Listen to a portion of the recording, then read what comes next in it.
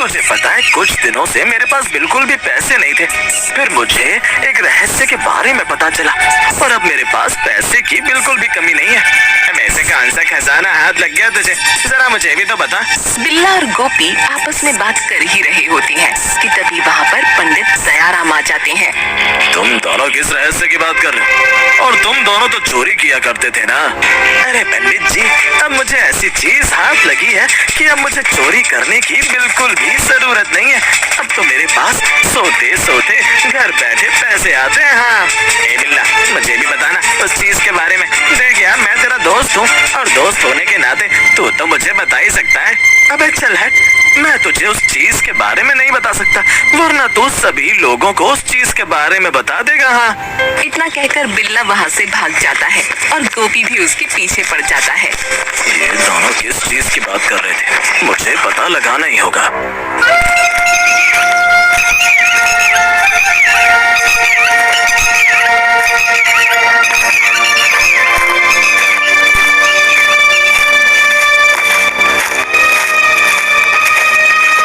अरे आप आ गए। आज आपने कितनी जगह पूजा पाठ किया बताइए। अब तुम्हें क्या बताऊं भाग्यवान, अब तो कोई मुझे पूजा पाठ करने के लिए ज्यादा बुलाता भी नहीं है। पता नहीं अब हम अपना जीवन यापन कैसे करेंगे। अरे आप निराश क्यों होते हैं? अभी हमारे पास थोड़ा धन बाकी है, जिससे हमारे घर का खर्चा आराम से चल जाएगा।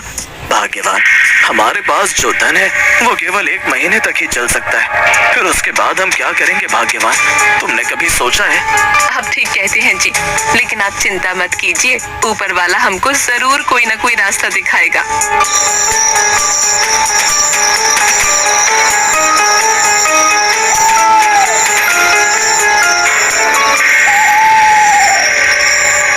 रात को जब दयाराम अपने कमरे में सोने के लिए जाता है, उसको नींद नहीं आती। बिल्ला और गोपी की बातें उसके कानों में बार बार टकरा रही थीं। अरे इतनी रात हो गई है, आप अभी तक सोए नहीं और आप किस बात को लेकर चिंता में डूबे हुए हैं? भाग्यवान, आज जब मैं मंदिर से आ रहा था तभी मुझे बिल्ला और गोपी दिखाई दिए। आप उन्हीं बिल्ला और गोपी की बात कर रहे हैं ना, जिन्होंने पिछले साल मंदिर की मूर्ति चुराई थी? हाँ भाग्यवान, लेकिन बिल्ला और गोपी किसी रहस्य के बारे में बात कर रहे थे और बिल्ला कह रहा था कि उसे कोई चीज मिल गई है जिससे उसके पास घर बैठे पैसे आ रहे हैं। जी ऐसी कोई चीज नहीं होती, शायद वो आपको उल्लू बना रहे थे। ये रात बहुत हो चुकी है। कोई चीज मिल गई है जिससे उसके पास घर बैठे पैसे आ रहे हैं। जी ऐसी कोई चीज नहीं होती, शायद वो आपको उल्लू बना रहे थे। अब आप सो जाइए, रात बहुत हो चुकी है। इतना कहकर सुमंत्रा वहाँ से चली जाती है। जरूर इसके पीछे कोई ना कोई राज है, मुझे पता लगाना ही होगा।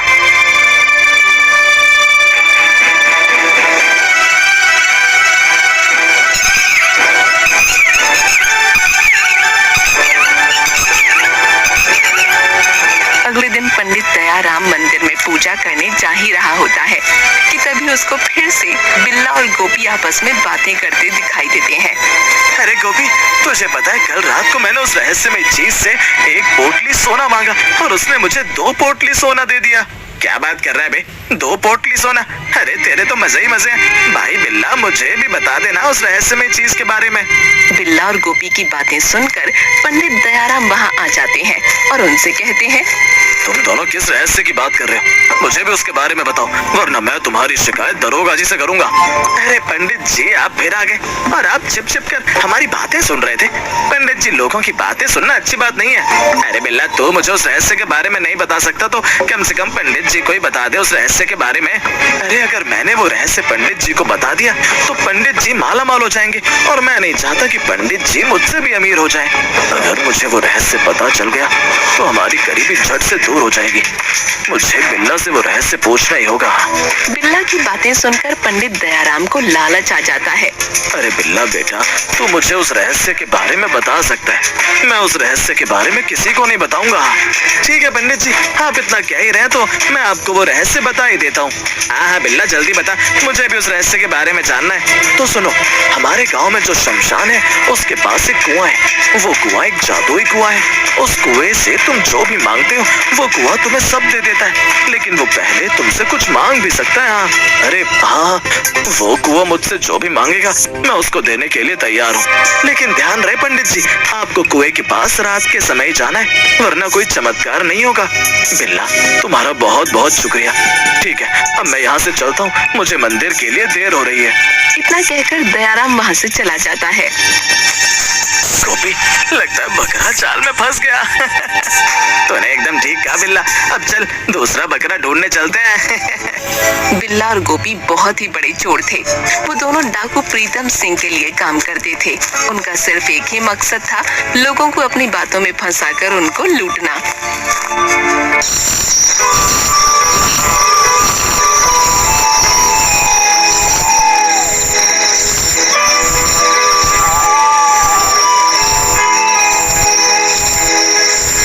भाग्यवान, मैं कुछ काम से बाहर जा रहा हूँ, 1-2 घंटे बाद वापस लौट आऊंगा, ठीक है?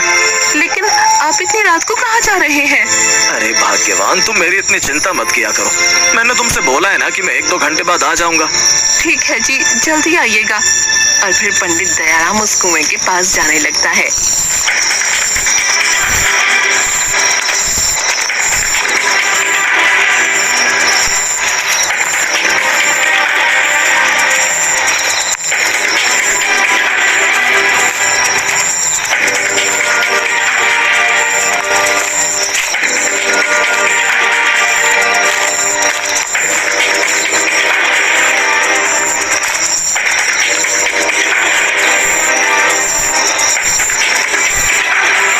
यही वो कुआं है जिसके बारे में बिल्ला ने बताया था, लेकिन यहाँ तो कोई भी नहीं है। पंडित दयाराम ये बोल ही रहा होता है कि तभी कुएं से एक डरावनी आवाज आती है। कौन हो तुम और तुम यहाँ पर क्यों आए हो? कुएं के महाराज, मेरा नाम दयाराम है। मुझे आपके बारे में बिल्ला ने बताया था और मैंने सुना है कि आपने उसे बहुत सारा धन भी दिया है। बिल्ला ने तुम्हें मेरे बारे में सही बताया है। क्या तुम्हें भी बहुत सारा धन चाहिए? हाँ कुएं के महाराज, आप मुझे भी बहुत सारा धन दे दीजिए ताकि मेरी गरीबी दूर हो सके। धन तो मैं तुम्हें दे दूंगा, लेकिन तुम्हें मुझको पहले 50 स्वर्ण की मुद्राएं देनी होंगी ताकि मैं उनको डबल कर सकूं। जी महाराज, मैं आपको 50 स्वर्ण मुद्राएं देने के लिए तैयार हूँ, बस आप मुझे माला माल कर दीजिए। तो ठीक है, 50 स्वर्ण मुद्राएं पोटली में बांध कर इस कुएं में फेंक दो। फिर मैं तुम्हें एक उपाय बताऊंगा जिससे तुम्हारी गरीबी दूर हो जाएगी और तुम अमीर हो जाओगे।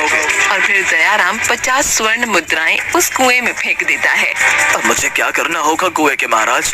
तुमने जो पोटली कुएं में फेंकी है वो मुझे प्राप्त हो चुकी है। अब तुमको पूरे 50 दिनों तक रोजाना 2 व्यक्तियों को अपने घर पर खाना खिलाना होगा। 50 दिन बाद तुम्हारे घर एक चमत्कार होगा और तुम अमीर बन जाओगे। हे कुएं के महाराज, आपने जैसा बताया है मैं वैसा ही करूंगा। ठीक है, अब तुम यहाँ से जा सकते हो।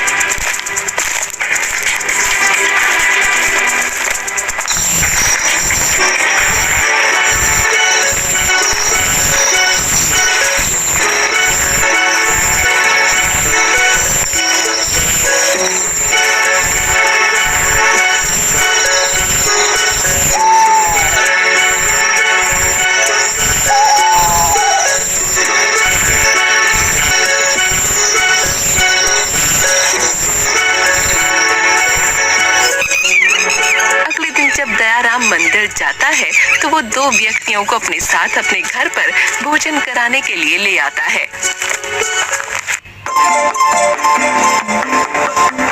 जी, ये दोनों कौन है? भाग्यवान, ये दोनों बहुत ही गरीब हैं और मैं इनको अपने घर भोजन कराने के लिए लाया हूँ। अरे, ये तो आपने बहुत ही अच्छा किया जो इन दोनों को यहाँ पर ले आए। पता नहीं ये दोनों कब से भूखे होंगे। अरे आओ आओ, अंदर आओ, इसे अपना ही घर समझो। और हाँ, पेट भर के भोजन करना, खाने में बिल्कुल शर्माना नहीं, ठीक है? आपका बहुत बहुत धन्यवाद पंडित जी, जो आपने हम गरीबों को अपने घर खाना खाने के लिए बुलाया। हम आपका ये उपकार जिंदगी भर नहीं भूलेंगे। अरे अरे, इसमें शुक्रिया अदा करने की कोई बात नहीं है भाई। भूखे को भोजन खिलाना तो बड़ा ही पुण्य का काम होता है। वो दोनों पेट भर कर भोजन करते हैं। भाभी जी, आपने बहुत ही बढ़िया खाना बनाया है, इसको खाकर तो दिल गार्डन गार्डन हो गया। और फिर वो दोनों व्यक्ति खाना खाकर वहाँ से चले जाते हैं। चलो आज तो मैंने 2 व्यक्तियों को खाना खिला दिया। अब ऐसे ही मुझे 50 दिनों तक लोगों को खाना खिलाना होगा। फिर उसके बाद मैं इस गांव का सबसे धनी व्यक्ति बन जाऊंगा। हाँ।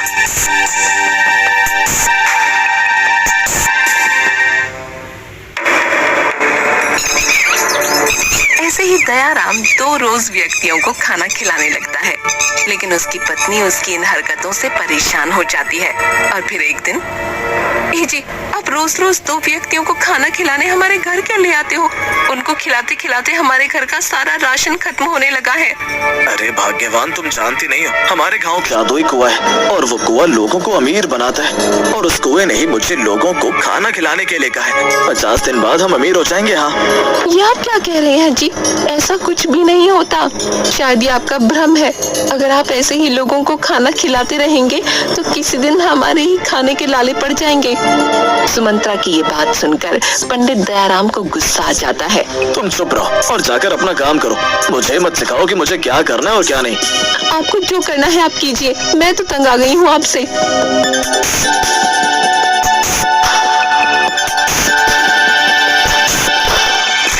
ऐसे ही कुछ दिन बीत जाते हैं और फिर एक दिन दयाराम के घर सुमंत्रा का भाई विजय आता है।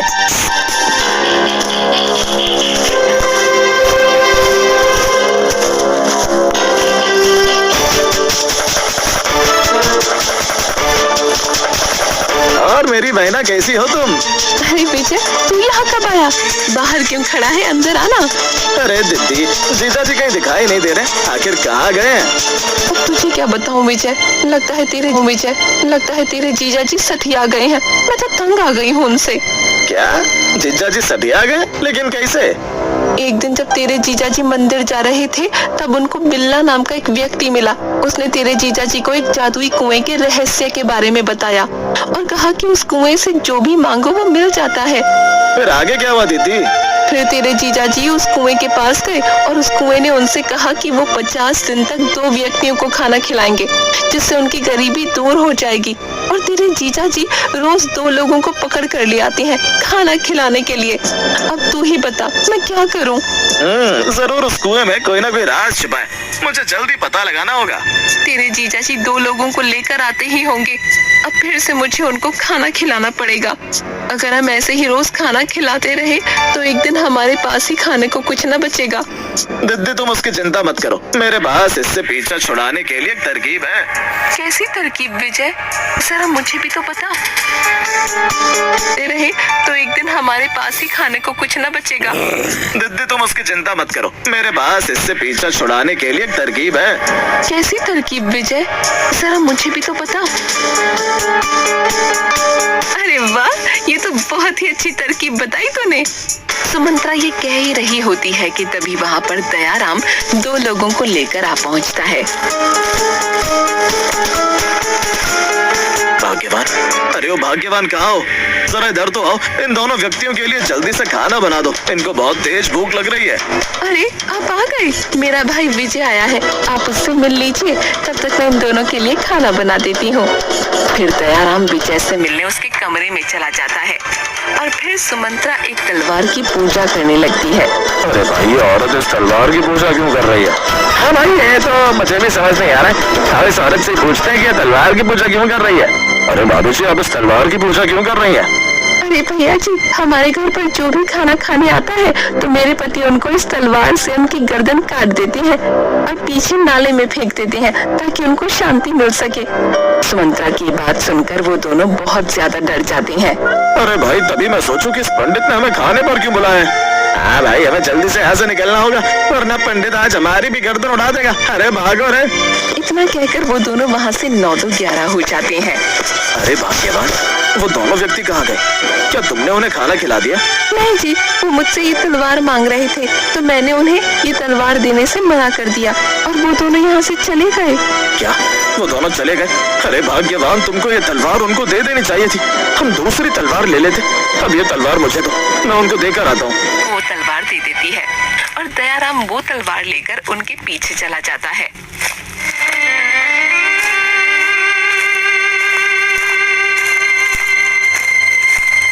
अरे भाई, ये पंडित तो यहाँ पर भी आ गया।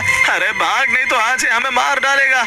दयाराम उन व्यक्तियों को वो तलवार देने के लिए उनके पीछे भागता है, लेकिन उन दोनों को ऐसा लगता है कि दयाराम उन्हें मारना चाहता है।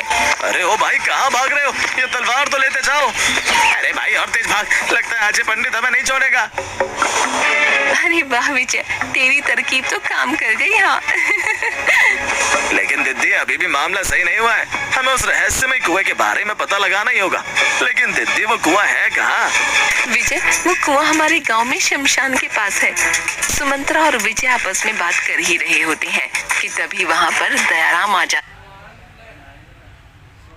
कुएं के बारे में पता लगाना ही होगा। लेकिन दीदी, वो कुआं है कहाँ? विजय, वो कुआं हमारे गांव में शमशान के पास है। सुमंत्रा और विजय आपस में बात कर ही रहे होते हैं कि तभी वहाँ पर दयाराम आ जाता है। अरे आप आ गए, लेकिन आप तो ये तलवार उन व्यक्तियों को देने के लिए गए थे ना? हाँ भाग्यवान, लेकिन पता नहीं वो दोनों मुझे देखकर भाग गए और मैं उनको ये तलवार नहीं दे पाया। दयाराम की ये बात सुनकर विजय और सुमंत्रा मन ही मन मुस्कुराने लगते हैं। चलिए कोई बात नहीं, कल आप जब दूसरे व्यक्तियों को हमारे घर लाएंगे तो आप ये तलवार उनको दे देना। तुम ठीक कहती हो भाग्यवान।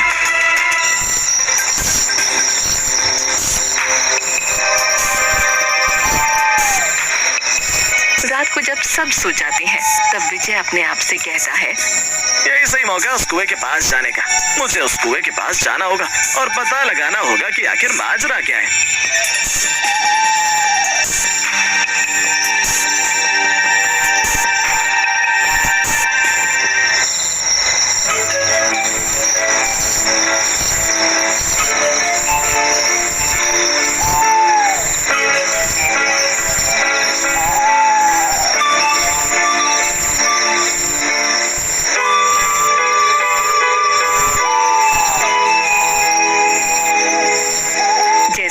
उस कुएं के थोड़ा नजदीक पहुंचता है तभी वो देखता है कि बिल्ला और गोपी एक रस्सी के सहारे उस कुएं के अंदर जा रहे हैं।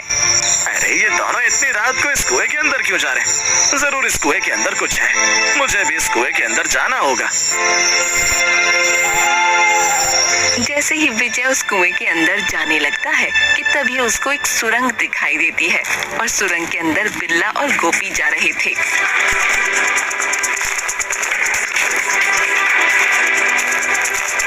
उस्ताद, हमने इस कुएं के माध्यम से कई लोगों को उल्लू बनाया है और उनसे बहुत सारे पैसे लूटे हैं। हाँ, कल रात को हमें सारा माल लेकर यहाँ से निकलना होगा। अगर कहीं किसी ने देख लिया तो आफत हो जाएगी।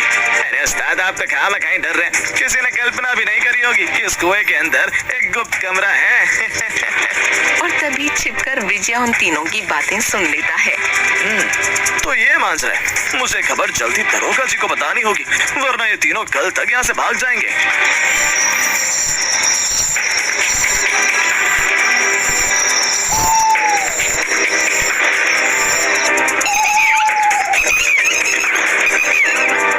अगले दिन विजय ने सारी बातें दयाराम और सुमंत्रा को बताई। क्या उस कुएं के अंदर एक डाकू रहता है? हाँ जीजा जी, आप जिस कुएं को जादुई कुआं समझ रहे हैं वो असल में जादुई कुआं है ही नहीं, और उसके अंदर एक डाकू रहता है जो लोगों से उस कुएं के माध्यम से उनसे पैसे लूटता है। उस डाकू की ये मजाल, मैं उस डाकू को छोड़ूंगा नहीं। जीजा जी शांति से काम लीजिए। आज रात को हम दरोगा जी को लेकर उस कुएं के पास चलेंगे और उस डाकू को पकड़ लेंगे।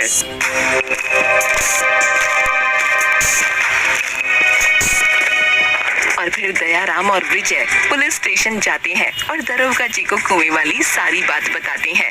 क्या तुम सच कह रहे हो विजय? हाँ दरोगा जी, उस कुएं के अंदर सच में डाकू रहता है और उसके साथ 2 चेले भी हैं। अगर ऐसा है तो हम आज रात को इस कुएं के अंदर चलेंगे और उस डाकू को पकड़ लेंगे। रात होने पर विजय दरोगा जी को लेकर उस कुएं के पास पहुंच जाता है। दरोगा जी, यही वो कुआं है। इस कुएं के अंदर एक सुरंग है जिसके माध्यम से हम उस डाकू तक पहुंच सकते हैं। तो फिर देर किस बात की, चलो उस कुएं के अंदर। और फिर वो सभी कुएं के अंदर उस सुरंग के माध्यम से डाकू प्रीतम सिंह के पास पहुंच जाते हैं।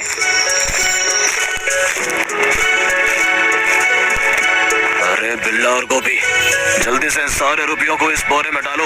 अब आज ही इन सारे रुपयों को लेकर यहाँ से भाग जाएंगे। प्रीतम सिंह ये कह ही रहा होता है कि तभी दरोगा जी फायरिंग शुरू कर देते हैं। खबरदार अगर यहाँ से कोई हिला भी तो। डाकू प्रीतम सिंह, अब तेरा खेल खत्म। बेटा अब तुझे पड़ेगा जाना जेल। अरे अरे उस्ताद, ये पुलिस कहाँ से आ गई? हवलदार, इन तीनों को हथकड़ियां लगा दो। पिछली बार ये तीनों जेल से फरार हो गए थे, अब ये मेरे हाथों से नहीं बच सकते। हाँ। और फिर दरोगा जी उन तीनों को गिरफ्तार कर लेते हैं और डाकू प्रीतम सिंह ने जो भी माल लोगों से लूटा था वो सभी दरोगा जी लोगों को वापस कर देते हैं। विजय, अगर आज तू नहीं होता तो वो डाकू मेरे भी पैसे लेकर भाग जाता और हम कंगाल हो जाते। तेरा बहुत बहुत शुक्रिया विजय। अरे जीजा जी, शुक्रिया अदा करने की कोई जरूरत नहीं है, ये तो मेरा फर्ज था।